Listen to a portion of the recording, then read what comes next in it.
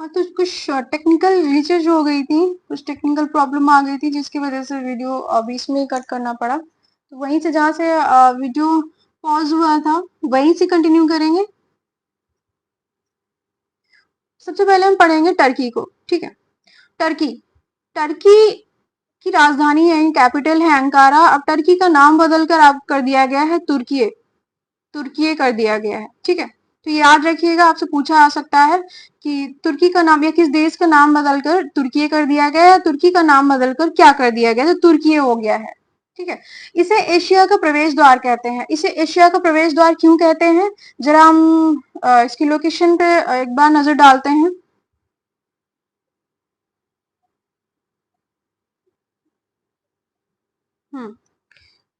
Location पे इसकी नजर डालेंगे हम, देखिए इसमें ये आपका है टर्की, ठीक है।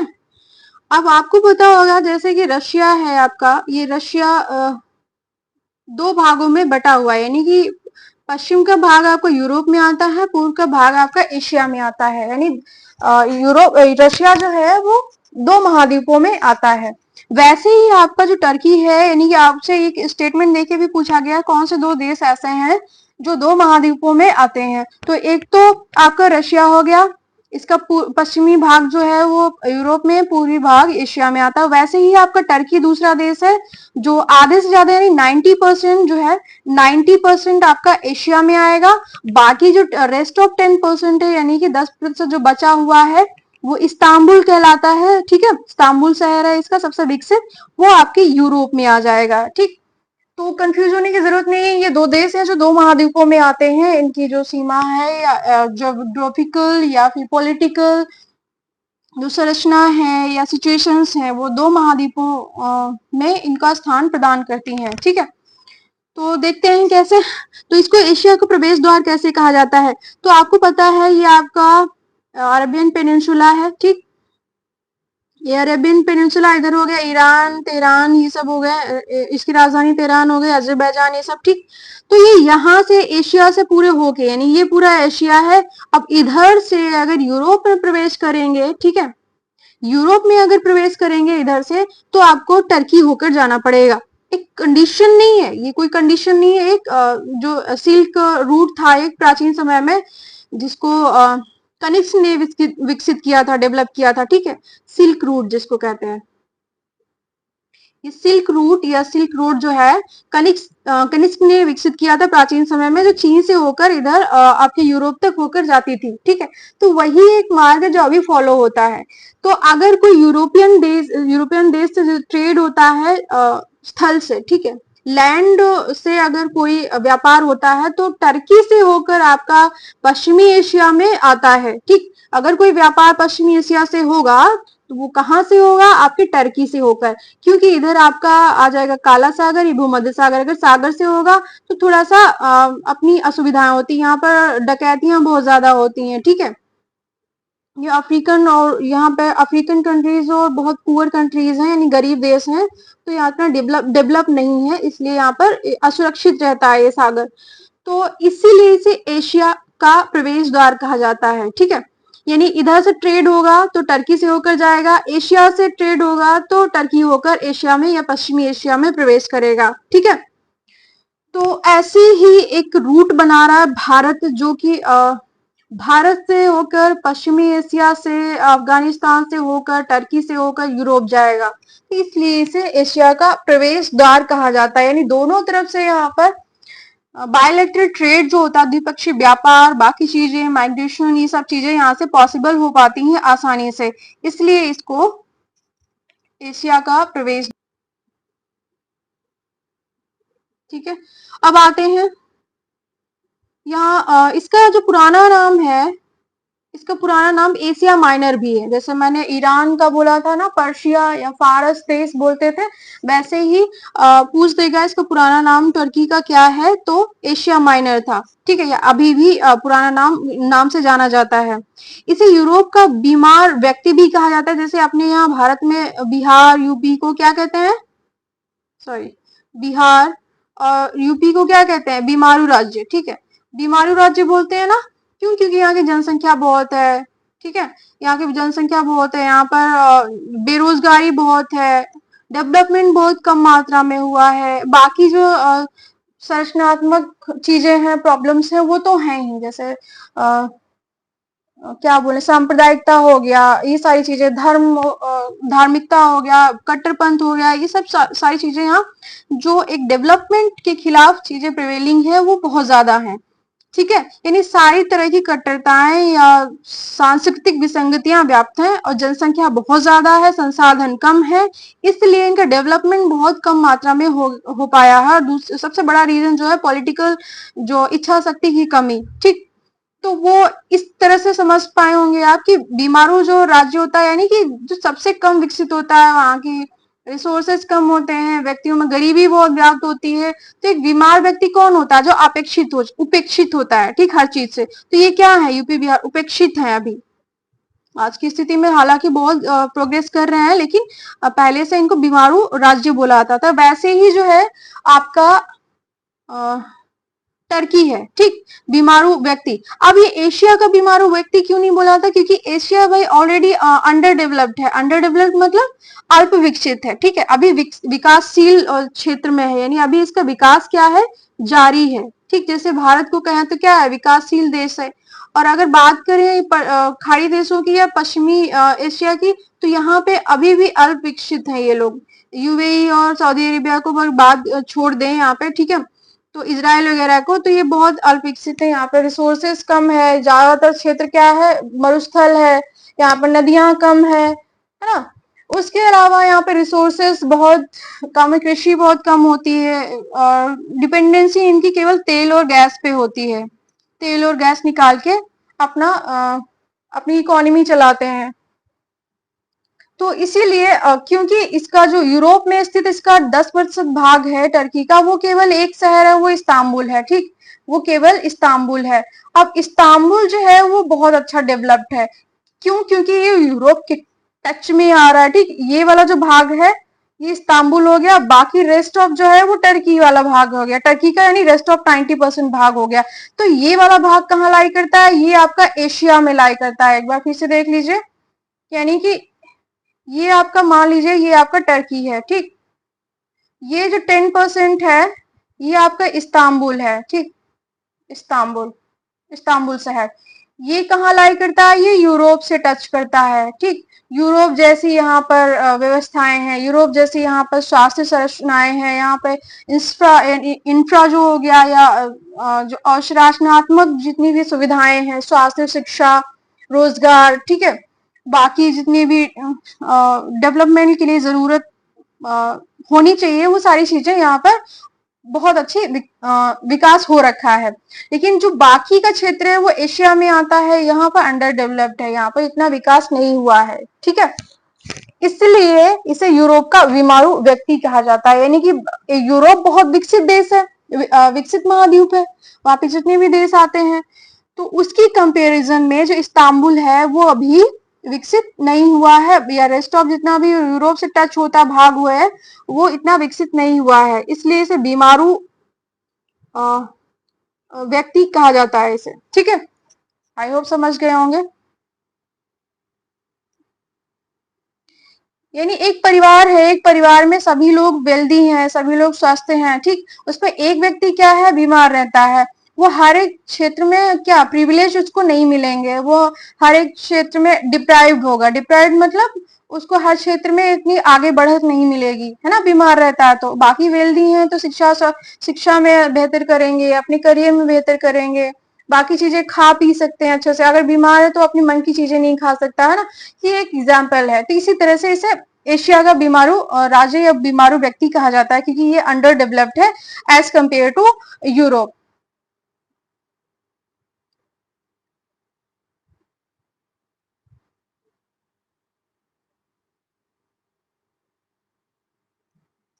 ठीक है, अब बात कर लेते हैं यहाँ की पर्वत श्रृंखलाओं की, जो पूछी जाती है केवल उन्हीं की बात करेंगे हम।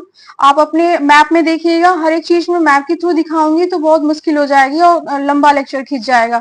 जैसे कि ये टर्की बना हुआ है आपका, ठीक है, तो टर्की अपने मैप में देखिए, वहां पर दिया होगा आप अनातोलिया का पठार या अनातोलिया का मैदान, ठीक है, उसके बाद आपका टॉरस टॉरस पर्वत दिया होगा, ठीक है।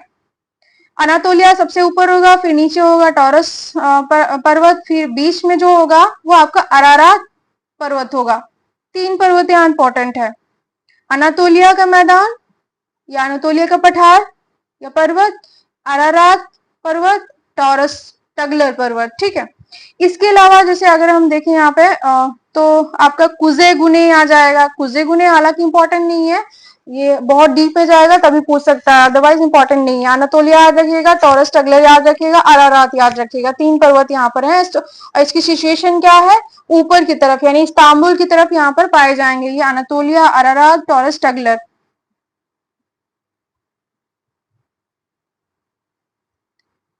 टॉरस पर्वत, टॉरस पर्वत जो है आपके जो ये ऐसे टर्की होगा, ठीक है, तो दक्षिण पश्चिम में यहाँ पर आपका टॉरस होगा। ठीक, ये वाला जो क्षेत्र होगा वो आपका टॉरस हो जाएगा,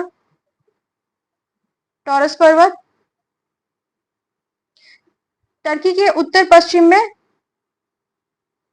ये यहाँ पे थोड़ा सा गलत दिया हुआ है, ठीक है, मैप में देखिएगा उसमें दक्षिण पश्चिम दिया होगा। ठीक है, दक्षिण, ये दक्षिण का हिस्सा है, ये पश्चिम का हिस्सा है, यहाँ पर आ जाएगा। ठीक है, तो यहाँ पर आप दक्षिण कर लीजिएगा।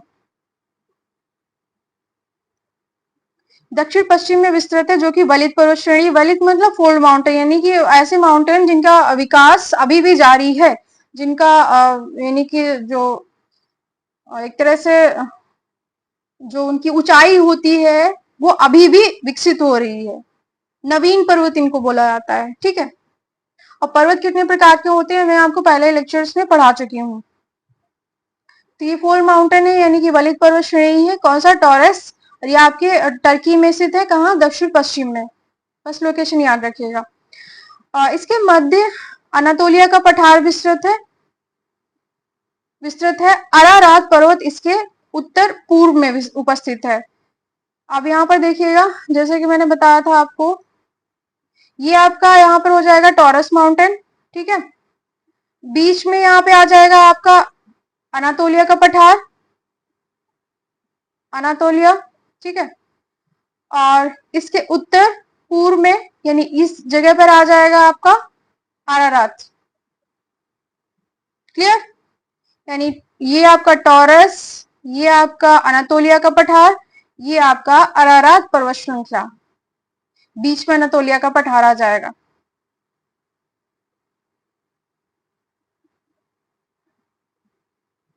अरारात पर्वत श्रृंखला में ही आपकी जो सबसे ऊंची चोटी है टर्की की वो अरारात चोटी कहलाती है। ठीक है, इसके अलावा यहाँ पे एक पॉन्टीन पर्वत भी है, कौन सा, पॉन्टीन पर्वत। फिर यहाँ पे एक मोस्ट इंपॉर्टेंट एक झील आ जाएगी, वान झील। ठीक है, सब इसमें विश्व की सर्वाधिक खारे पानी की ये झील है, इसमें लवणता कितनी पाई जाती है, 330% लवणता, ये विश्व की सर्वाधिक खारे पानी की झील है। ठीक है, लवणता पूछा गया है कई बार डेटा। ठीक है, तो कितना है, 330% लवणता इसमें पाई जाएगी। उसके अलावा यहाँ की जलवायु देखेंगे तो जलवायु पश्चिमी भाग में, जैसे मैं हमेशा बताती हूँ कि भूमध्य सागर से लगता हुआ है। ठीक है, इसकी स्थिति अगर एटलस में देखिएगा, हर चीज आप खुद भी थोड़ा सा कोशिश करो, मैं मेरे बताने से आपको स्पून फीडिंग नहीं हो पाएगी, है ना, मैं जितना बताऊंगी उतना करते रहेंगे तो आप खुद की आपका एक जो इनोवेटिव होता है, इनोवेशन होता है, खुद का दिमाग जो होता है वो नहीं चलेगा, तो वो अच्छा नहीं होगा। तो आप टर्की की लोकेशन देखिए, मैं बताती हूँ, अगर पश्चिमी भाग, तो आपका पश्चिमी भाग कौन सा हो जाएगा, ये वाली, ऑब्वियसली ये आपको भूमध्य सागर से लगता हुआ है। ठीक है, भूमध्य सागर, तो मैंने बताया था 35 से 45 के बीच जितने भी भाग पाए जाएंगे, ठीक है, अक्षांश जो होंगे 35 से 45 के बीच वाला क्षेत्र, वहां पर आपका भूमध्य सागरीय जलवायु पाई जाएगी। ये बहुत अच्छे से समझा चुकी हूँ, ठीक है, बार बार नहीं समझा पाऊंगी। तो वहां 35 से 45 अक्षांशों के मध्य भूमध्य सागरीय जलवायु पाई जाती है, दोनों, यानी ये आपका 0 डिग्री, जिसको इक्वेटर कहते हैं, भूमध्य रेखा, इसके यहाँ पर 35 से 45, ठीक, 45 ऊपर जाएंगे और नीचे जाएंगे तो भी 35 से 45 अक्षांशों के मध्य क्या होगा, आपकी दोनों गोलार्धों में ये भूमध्य सागरीय जलवायु पाई जाएगी। कहां पर, हमेशा महाद्वीपों के पश्चिमी किनारे पर, कहां पर, हमेशा महाद्वीपों के पश्चिमी किनारे पर। ठीक, बताती हूं मैं, और जबकि अमेरिका, दक्षिण अमेरिका ऐसा पढ़ा चुकी हूँ, यूरोप वगैरह, तो वहां पर क्लियर हो गई हैं सारी चीजें। तो पश्चिम में आपकी पश्चिमी टर्की में आपकी भूमध्य सागरीय जलवायु पाई जाएगी, और यहाँ पे भूमध्य सागरीय जलवायु की विशेषता क्या होती है? वही ठंडियों में आपकी वर्षा होगी, गर्मियों में आपकी शुष्कता। शुष्कता मतलब ड्राई मौसम रहेगा, सूखा रहेगा, शुष्क रहेगा। उल्टा हो जाता है, जैसे हमारे यहाँ गर्मियों में वर्षा होती है तो गर्मियों में वहां क्या होती है? शुष्कता। कृषि यहाँ की सर्वाधिक अंजीर उत्पादक देश है। सबसे इम्पोर्टेंट चीज है यहाँ पर जो मेवे हैं उनका उत्पादन किया जाता है, यानी अंजीर, अंगूर, संतरा, माल्टा। यानी कि भूमध्य सागरीय जलवायु कैसी होती है? ऑब्वियसली वहाँ सिट्रस फ्रूट यानी खट्टे फल उगाए जाते हैं। ठीक, खेती वहां पे नहीं होती है जैसे अपने यहाँ गेहूं, बाजरा, ये सब खरीफ रबी की फसलें होती हैं, है ना? तो वहां पर नहीं होती हैं ये सारी चीजें, क्योंकि वहां का वेदर कंडीशन, क्लाइमेट सब कुछ अलग है। तो वहां पर डेट्स वगैरह बहुत ज्यादा, यानी खजूर उगाए जाते हैं। पश्चिमी क्षेत्रों में क्या होते हैं, जहाँ पर भूमध्य सागरीय जलवायु होगी वहां पर आपके खट्टे फल उगाए जाएंगे। तो खट्टे फल में अंजीर होगा, अंगूर होगा, संतरा, माल्टा, ज्वार, बाजरा भी यहाँ पे कुछ कुछ जगहों पर उगा लिया जाता है, जहाँ पे थोड़ी रेगिस्तान में अगर सिंचाई के साधन है तो। ठीक, मक्का भी उग जाता है थोड़ा बहुत, बहुत कम मात्रा में उगता है। सर्वाधिक उत्पादन अगर अंजीर का देखा जाए तो यहीं पे होता है, टर्की में। इसके बाद यहाँ पे पशुपालन इंपॉर्टेंट नहीं है, हालांकि यहाँ पे इंपॉर्टेंट जो पशुपालन में चीज है वो है आपकी कि यहाँ पे अंगोरा बकरी है, टर्की में ही। इससे मुहायर प्रकार की ऊन प्राप्त की जाती है। अब आपसे पूछ देगा कि मुहायर ऊन किससे प्राप्त की जाती है, तो आपकी अंगोरा बकरी से प्राप्त की जाती है। आपकी अंगोरा बकरी कहाँ मिलेगी? आपके टर्की में मिलेगी। ठीक है, तो इम्पोर्टेंट है। फिर प्रमुख शहर यहाँ के इस्तांबुल। इस्तांबुल में कहाँ पे आ जाएगा? ये यूरोप में आ जाएगा। इसे टर्की का आधुनिक शहर कहते हैं। आधुनिक शहर क्यों कहेंगे? क्योंकि इसका ये जो भाग है इस्तांबुल, ये वाला इस्तांबुल जो किससे लगा है? यूरोप से लगा है। तो यूरोप से जहाँ जो भाग टच हुआ है, जैसे मान लीजिए अपने एग्जाम्पल के लिए, जैसे नोएडा, ग्रेटर नोएडा, मेरठ वगैरह जो जो एनसीआर से लगे हुए हैं, यानी दिल्ली रीजन से लगे हुए हैं, है ना? वो सारे क्षेत्र क्या है? थोड़ा विकसित हो रहे हैं, वहां इंडस्ट्री आ रही है, वहां पे बेटर इंफ्रा हो रहा है, यानी कि इंफ्रास्ट्रक्चर जो अवसंरचना है वो बहुत बेटर हो रहा है। सारी चीजों में विकास कर रहे हैं, क्योंकि वो कैपिटल, भारत की जो कैपिटल है दिल्ली, उससे जुड़े हुए हैं, एनसीआर रीजन से जुड़े हुए हैं। ठीक है, वहीं अगर देखें जितने भी दूर होते जाएंगे, पूर्वी यूपी की बात कर लें, राजस्थान वगैरह की बात कर लें, पश्चिमी भारत की बात कर लें, तो वो क्या है? थोड़ा सा अल्प विकसित है ना? तो अगर किसी विकसित क्षेत्र के संपर्क में कोई अदर क्षेत्र आता है तो ऑब्वियसली वो विकसित हो जाएगा, क्योंकि वहां उसका टच रहेगा। ठीक है, इसलिए इस्तांबुल यूरोप में आता है, इसलिए ये अधिक विकसित हो चुका है, आधुनिक हो चुका है। तो ये जो है टर्की का आधुनिक और सबसे बड़ा शहर भी माना जाता है, और ये यूरोप में आता है। अब बात करते हैं सीरिया। सीरिया सीरिया आपका भूमध्य सागर से इसकी सीमा लगती हुई पाई जाएगी। ठीक है, इसकी राजधानी आपकी दमस्कस हो जाएगी। इसके अलावा इसके कितने आपके 5 देश आ जाएंगे जिससे इसकी सीमा लगती है। ये इंपॉर्टेंट है बहुत, आजकल पूछने लग गया है कि कौन, जहां जो देश चर्चा में रह रहे हैं, जैसे इजराइल हो गया, फिलिस्तीन हो गया, लेबनान हो गया, इराक हो गया, सऊदी अरेबिया हो गया, यूएई हो गया, ये हमेशा चर्चा में रहते हैं किसी ना किसी वजह से। या तो कोई अपना मिशन, यानी कि स्पेस मिशन छोड़ रहे होंगे, यानी कोई सैटेलाइट लॉन्च कर रहे होंगे, या तो कोई मिसाइल बना रहे होंगे। ठीक है, मिसाइल लॉन्च की होगी, या तो कोई युद्ध जैसी कॉन्फ्लिक्ट में जुड़े रहे होंगे, या तो यहाँ पे कोई आतंकवादी गतिविधियां होती रही होंगी, है ना? या तो यहाँ पे अमेरिकन और रशिया का, चाइना का हस्तक्षेप होता रहेगा। तो ये सारे देश जितने हैं बहुत ही अनस्टेबल रहते हैं, अव्यवस्थित रहते हैं, है ना? तो यहाँ से तो क्वेश्चन पक्का है। तो इनकी सारी आप सीमाएं याद रखिएगा, कौन से देश से कौन से किसकी लगती है, सारी नहीं याद करनी है। आपका सीरिया हो गया, इजराइल पैलेस्टीन जो भी चर्चा में है, लेबनान की सीमा याद रखिएगा, क्योंकि अभी लेबनान पे अटैक किया था आपके इजराइल ने। ठीक है, इसके अलावा इराक की याद कर लीजिएगा, और ईरान की। ठीक है, और बाकी मध्य एशिया देश तो इंपॉर्टेंट है, मध्य एशिया अलग से देखेंगे तो वहां पे समझेंगे हम। सीरिया की राजधानी दमिश्कस है, इसकी जो सीमा है वो टर्की से लगती है, इराक से लगती है, लेबनान, इजराइल और जॉर्डन। यहाँ पे हम जरा देख लेंगे एक पिक्चर यहाँ के थ्रू।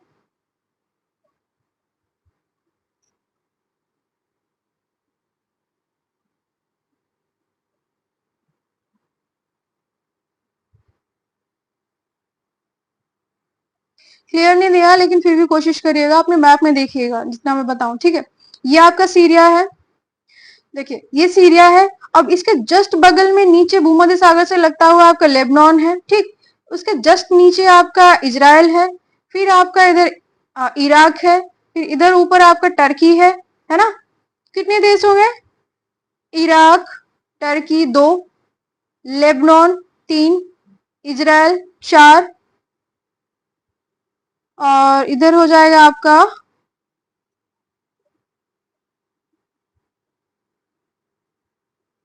ये सीरिया हो गया। इसके पश्चिम में लेबनान, दक्षिण में इजराइल, दक्षिण पूर्व में इराक, उत्तर में टर्की, इसके जस्ट थोड़ा सा नीचे आएंगे यहाँ पर दक्षिण में बिल्कुल जॉर्डन। तो कितने देश होंगे? 1 2 3 4 5, ठीक। यानी कि टर्की, ठीक है, ईरान, जॉर्डन, फिर से देख लेते हैं सही से, Jordan, Iran, Iraq, Turkey, Lebanon और इजराइल। 5 देश हो गए। 5 देशों से सीमा लग रही है किसकी? आपकी सीरिया की, ठीक है। तो इनको मैंने एक्रोनिम बनाया तोड़ फोड़ के, जिसको बोलते हैं वो तेलग हो गया, ठीक। यानी सीरिया क्या है? तेलज है या तेलग है, जैसे भी याद करना चाहे अपना, आप खुद का भी एक्रोनिम बना सकते हैं, ठीक है। तो ये 5 देश हो गए जिनकी सीमा सीरिया से लगती है। इसका दक्षिणी जो भाग है वो मरुस्थली है। आपको सबसे पहले ही बता चुकी थी, पश्चिमी एशिया जो है बहुत अनस्टेबल रहता है, यहाँ पर कृषि के लिए बहुत अच्छा क्षेत्र नहीं है, क्योंकि यहाँ पर सारा जितना भी मोस्ट ऑफ द पार्ट जो है वो आपका 80 to 85% वो कैसा है? 80 to 85%, मान लीजिए 85% क्या है आपका? मरुस्थली है, ठीक है, मरुस्थली भाग है, यानी रेत ही रेत पाई जाती है। इसीलिए आप देखेंगे होंगे जितने भी खाड़ी देश है या जितने भी पश्चिमी देश हैं, यूएई हो गया आपका, सऊदी अरेबिया, ईरान है, वो लोग एक सफेद कपड़ा जो धोती जैसा होता है वो ऊपर से नीचे की ओर ढक के रखते हैं, यानी कि ऊपर से गाउन जैसे पहन के रखते हैं, ठीक है। और ऊपर एक कैप लगाते हैं व्हाइट कलर की, तो वो इसलिए क्योंकि वहां रेत जो उड़ती है, उस रेत के बचाव के कारण वो गर्म मौसम से भी उनको बचाव देती है। तो इसलिए वहां का पहनावा भी ऐसा है ना, कहते हैं ना कि ज्योग्राफिकल कंडीशन, क्लाइमेट की वजह से लोगों का पहनावा बदल जाता है जगह जगह पे देशों में, उस तरह से उनका पहनावा इस तरह से हो गया है, ठीक है। तो ये मरुस्थली इसका भाग कैसा है? यानी दक्षिण भाग जो है मरुस्थली है। इसे सीरिया मरुस्थल के नाम से जाना जाता है, सीरियाई मरुस्थल उपस्थित है, ठीक है, कुछ भी कह लीजिए। और क्योंकि इसकी सीमा भूमध्य सागर से लगती है, तो भूमध्य सागरीय तट को लेवांट कहते हैं। क्या कहते हैं? लेवांट, याद रखिएगा। भूमध्य सागरीय तट को क्या कहेंगे? लेवांट कहते हैं, ठीक है। यहाँ का प्रमुख तेल खनिज क्षेत्र, यानी जहां पर माइनिंग की जाती है, मैंने बताया था कि जितने भी खाड़ी देश हैं, पश्चिमी एशियाई देश हैं, वहां के जो इनका इकोनॉमिक या आर्थिक जो सोर्स है वो केवल और केवल क्या है? तेल और गैस पे डिपेंडेंट है, यानी कि तेल और गैसों की माइनिंग करते हैं और देशों को, अदर देशों को बेचते हैं, तो उनकी अर्थव्यवस्था इन्हीं पे डिपेंडेंट है। तो यहाँ पे कुछ सीरिया में कुछ माइनिंग क्षेत्र हैं जहाँ पे खनिज निकाला जाता है। कौन सा खनिज? आपका तेल और गैस, ठीक। तो उन खनिज क्षेत्रों के नाम आपको मैचिंग करने के लिए आते हैं, ठीक है, कौन सा किस देश में स्थित है। तो इस खनिज क्षेत्र का जो करात चौक है ये आपका सीरिया में स्थित है, ठीक है। कहाँ स्थित है? करात चौक आपके सीरिया में स्थित है। यहाँ से तेल यानी प्राकृतिक गैस और तेल निकाला जाता है। ये कहाँ है? सीरिया में। करात चौक क्या है? ये माइनिंग एरिया है, यानी खनन क्षेत्र है, ठीक है। यहीं पे आपकी गोलन पहाड़ियां स्थित हैं। गोलन पहाड़ियां ये चर्चा में था, 2016-17 में क्वेश्चन आया था। गोलन पहाड़ियां कहाँ स्थित है, ठीक है। तो आपके पश्चिमी एशिया में डायरेक्टली क्वेश्चन दिया होता, हालांकि जिसने पढ़ा है वो आराम से कर लेता। तो ये गोलन पहाड़ियां आपका कहाँ पे स्थित है? सीरिया में। इसके कुछ भाग पर इजराइल का भी कब्जा है, यानी इजराइल ने इसे कुछ भाग पर कब्जा कर लिया है, लेकिन स्थित कहाँ है मेनली? तो आपकी सीरिया में स्थित है। और पूछा क्या गया था 17 में क्वेश्चन, 16-17 में, कि गोलन पहाड़ियां कहाँ स्थित है? तो पश्चिमी एशिया में, ठीक है, या पश्चिमी मध्य एशिया में। अब बात करते हैं यहाँ के बंदरगाह की, ठीक है। यहाँ के बंदरगाह का नाम है अल अदिकिया। ये हालांकि ये पूछा नहीं गया है, इंपॉर्टेंट भी नहीं है। यहाँ का इंपॉर्टेंट जो शहर है वो याद रखिएगा, एलेप्पो शहर। ठीक, एलेप्पो शहर बहुत कई बार चर्चा में रहा है, पूछा भी गया है, मैच करने के लिए आया है कि एलेप्पो शहर किस देश में स्थित है। ठीक है, और कई शहरों के नाम दिए हुए थे, तो याद रखिएगा एलेप्पो शहर कहाँ, यहाँ आतंकवादी घटी आईएसआई का जो ठिकाना था वो यही था, एलेप्पो शहर। हालांकि अब तो बहुत कम हो गया है। तो ये सीरिया का एक प्रमुख शहर है। ठीक है, बात करते हैं लेबनान। लेबनान पे अभी हाल ही में आपके इजराइल ने जो है अटैक किया है। इसकी जो राजधानी है, जो सीरिया के नीचे लेबनान स्थित है, भूमध्य सागर में स्थित देश है। ठीक है, इसकी राजधानी बेरूत है। ये पश्चिमी एशिया का स्विट्जरलैंड कहलाता है। अब आप कहेंगे स्विट्जरलैंड कैसे कहलाता है भाई? वहां की क्लाइमेटिक कंडीशंस यानी कि जलवायु जो दशाएं होती हैं वो स्विट्जरलैंड जैसी है। स्विट्जरलैंड में क्या होंगे? ऊंचे ऊंचे पहाड़ होंगे, बर्फ गिर रही होगी, है ना। वहाँ फूलों की घाटियां होंगी, बहुत अच्छा जो एक वेदर होता है वो होगा। तो इसलिए इसे पश्चिमी एशिया का, याद रखिएगा, पश्चिमी एशिया का स्विट्जरलैंड कहा जाता है। किसको? लेबनान को। अब लेबनान की अगर हम सिचुएशन देखें तो यहाँ पर आपका स्थित होगा, ये रहा था सीरिया, ये है आपका लेबनान। ठीक, यानी कि सीरिया और इजराइल के बीच में स्थित होगा आपका लेबनान। ये भूमध्य सागर से जुड़ा हुआ है, लगा हुआ है। ठीक है,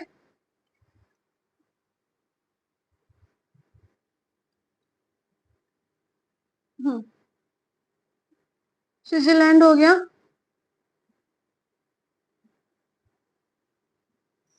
यहीं पे आपको खनिज तेल देखिए, जितने भी मैं पहले बात कर चुकी हूँ, बार बार कह रही हूँ कि जितने भी पश्चिमी देश हैं, खाड़ी देश हैं, उन सभी का इकोनॉमिक सोर्सेस क्या है? कृषि नहीं है, रिसोर्सेस नहीं है, वहां पे केवल और केवल प्राकृतिक गैस और तेल है। ठीक, तो उनके कुएं खोदे जाते हैं, उनकी माइनिंग करके और तेल और प्राकृतिक गैस निकाला जाता है और दूसरे देशों को बेचा जाता है, जो बहुत महंगा बिकता है। ठीक, तो सेम वैसे जैसे कराच चौक था, सीरिया का माइनिंग एरिया था, यानी खनन क्षेत्र था। जैसे अपने यहाँ मान लीजिए असम में बहुत सारे दिग्बोई है असम का। ठीक है, बॉम्बे हाई है बम्बई में। ठीक है, और गुजरात में ऐसे कई स्थान है जहां से प्राकृतिक गैस और तेल निकाला जाता है। तो माइनिंग एरिया है, खनन क्षेत्र है। ठीक है, जैसे कोलार से क्या निकाला आता है? सोना निकाला आता है। कोलार कहाँ है? कर्नाटक में ये खान स्थित है। वैसे ही ये खाने हैं, ठीक है, जहां से प्राकृतिक तेल और गैस निकाली जाती है। तो दिक्का घाटी, कराच चौक आपके सीरिया में था, और दिक्का घाटी जो है वो लेबनान में स्थित खनन क्षेत्र है। ठीक है, खनिज तेल के लिए फेमस है। और यहाँ पे 60% जो है अरबी लोग रहते हैं, यानी मुस्लिम है, और 40% ईसाइयों की जनसंख्या पाई जाती है, यानी यहाँ पर अच्छी खासी ईसाई लोग रहते हैं। भूमध्य सागरीय तट को यहाँ भी लेवांट कहते हैं, सीरिया और दोनों जगह पे लेवांट ही कहा जाता है। उसके बाद यहाँ पे अंतरराष्ट्रीय हवाई अड्डा, इंटरनेशनल जो आपका हवाई अड्डा आ जाएगा। ठीक है, वो कौन सा होगा? बेरूत। अब बेरूत पूछ देगा कहाँ पे है, तो आपका लेबनान में आ जाएगा। ठीक है, चलिए आज के लिए इतना ही रखते हैं, उसके बाद नेक्स्ट कंटिन्यू करेंगे हम इजराइल से। इजराइल से खत्म कर देंगे हम पूरा आपका पश्चिमी एशिया, फिर मध्य एशिया। पहले हम खत्म करेंगे पश्चिमी एशिया के सारे भाग, उसके बाद हम बात करेंगे दक्षिणी एशिया के। दक्षिणी एशिया का काफी इंपॉर्टेंट है। ठीक है, पश्चिमी एशिया हम सबसे बाद में करेंगे, क्योंकि बहुत छोटा सा पार्ट है, वहां पे ज्यादा कुछ नहीं है, बस एक सागर है, कुछ एक दो नदियां हैं, वही इंपॉर्टेंट है। चलिए कल हम इजराइल से शुरू करेंगे, कृपया करके रिवीजन करते रहिएगा। घबराने की कोई जरूरत नहीं है कि हमारा इतने दिन में रिवीजन नहीं हो पाया, मैम ने क्लासेस नहीं दी, ये सारी चीजें हमारी अपनी भी प्रॉब्लम्स है। हम बिल्कुल नहीं चाहेंगे कि आप लोगों की मतलब पढ़ाई में बाधा या कैसी भी कोई प्रॉब्लम आए, क्योंकि हम डेडिकेटेड हैं। तो आगे से हम पूरी कोशिश करेंगे कि ऐसी हिंड्रेंसेस या कोई ऐसी बाधाएं ना आए। ठीक है, चलिए पढ़ते रहिए आप लोगों को, सभी लोगों को ऑल द बेस्ट।